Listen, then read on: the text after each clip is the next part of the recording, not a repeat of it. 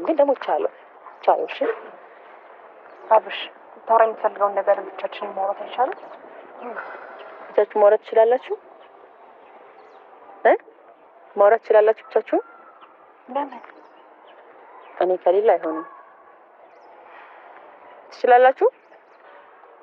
ለምን ደግሞ አትናገረው? አብርሃም ከኔ ጋር እኮ ብዙ ነገር ያሳለፍክ ሰው ነህ። ሰው ብቻችንን ማውራት እኔን ማውራት ከፈለግ አሁን ከዚህ በኋላ ከሩታ ጋርም ሆነ ከፍቅር ጋር ምንም የሚያገናኝን ነገር አለ ብዬ አላስብም። ስለዚህ ማግኘት ከፈለክ እኔ ብቻ ታገኘኝ። ተናገር። በእኔ ፊት መናገር ፈልጎ ነው። ለምን ደግሞ አትናገረው? በፍቅር ፊት መናገር ፈልጊ ነው ብለህ ለምን ደግሞ አትናገረው? ለምንድን ነው ዝም የምትለው? ሰው እንዳስገደደ ሰው የምትሆነው ለምንድን ነው? ውስጥ ያለውን ነገር ተናገር ነው የተባልከው። አታናገር።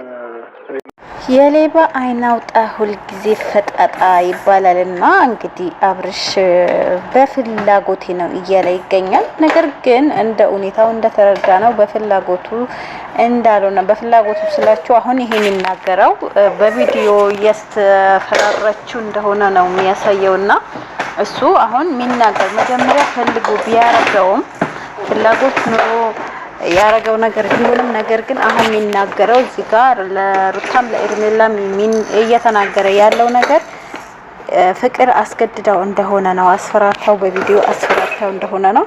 በነገራችሁ ላይ ተነቃቅተናል እንዴ ተነቃቅተናል። ገለቴ እየሄዳችሁ ለማንኛውም ማለት ነው አንዳንድ ጅሎች አላችሁ ይሄንን እያመረራችሁ እኝኝ የምትሉብን ማለት ነው። ለማንኛውም ፍቅር ይመችሽ። ይሄሽበት መንገድ ጥሩ ነው። በጣም አድንቄሻለሁ።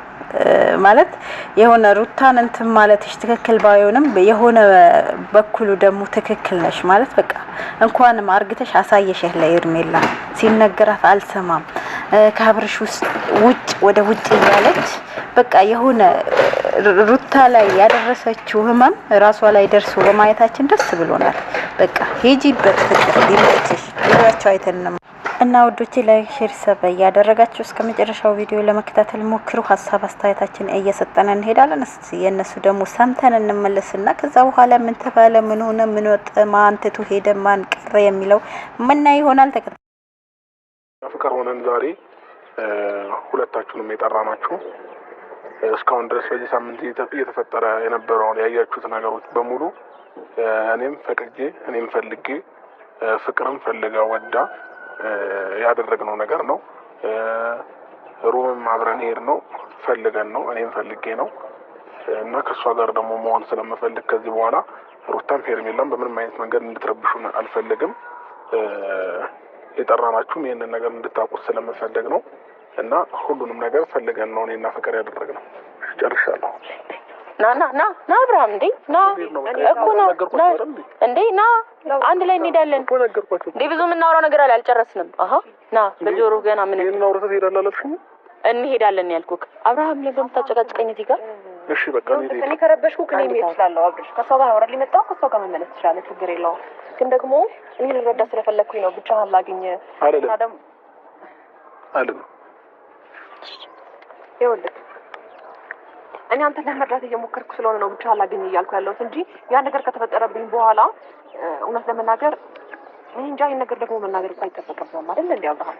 ከዛ ባለፈ ደግሞ እንዴት ለምን እሺ እንዳልከው ለምን ፍቅሯን እንደተቀበልክ ድጋሚ ሄደ ይቅርታ ያልካት ለምን እንደሆነ ተናገር። እሺ ለምንድን ነው ንገረኝ። እሺ እኔ አንተን ለመስማት ለምንድን ነው ሁሉ ነገር ማትነግራት? ለምን ዝም የምትለው እዚች ጋር ለምንድን ነው? ፍቅር አውራልሽኝ ጨርሻለሁ መሰለኝ አይደል እንዴ? ይሄንን ነገር ተናገር እንዴ። እኔ ብናገር አይሆንም። ስለዚህ አንተ ነው መናገር ያለብህ። በእኔ ህይወት ለምንድን ነው የምትቀልድብኝ ሲልሽ እሺ ብለሽ ነበር መሄድ የነበረብሽ። በጣም በብዙ ሁኔታ ውስጥ እኔ እንደማትፈልገኝ እየተናገርክ ነው ያለው አብርሃም። አሁንም ቢሆን ፍቅርና ቁመክ እኔ እንደማትፈልገኝ መናገር እኮ አይጠበቅብህም። ፈልጊው ነው። መልካም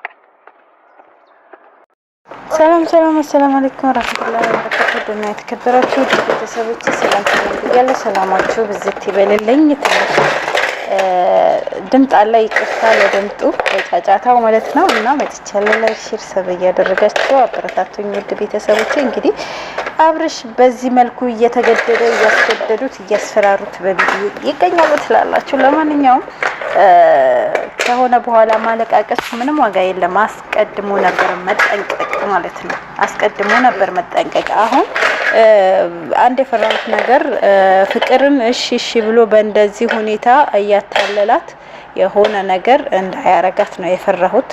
ያው ትላንትም በማገኛት መንገድ አገኛታለሁ ብሎ ፎክሮ ነበረ ማለት ነው።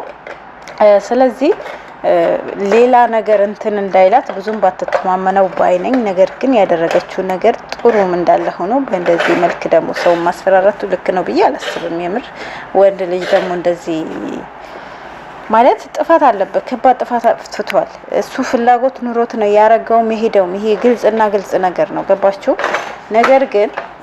ነገር ግን ለኤርሜላ ትልቅ ትምህርት ነው የተሰጣት። ለሷ በጣም ትልቅ ነገር ነው።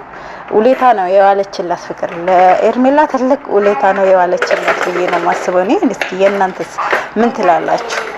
ለኤርሜላ ይሄ ትልቅ ስጦታ ነው ፍቅር የሰጠቻት ብያለሁ እኔ። እናንተ ደግሞ እስኪ ሀሳባችሁ ኮሜንት ላይ አስቀምጡልኝ። ወዳችኋለሁ፣ አከብራችኋለሁ።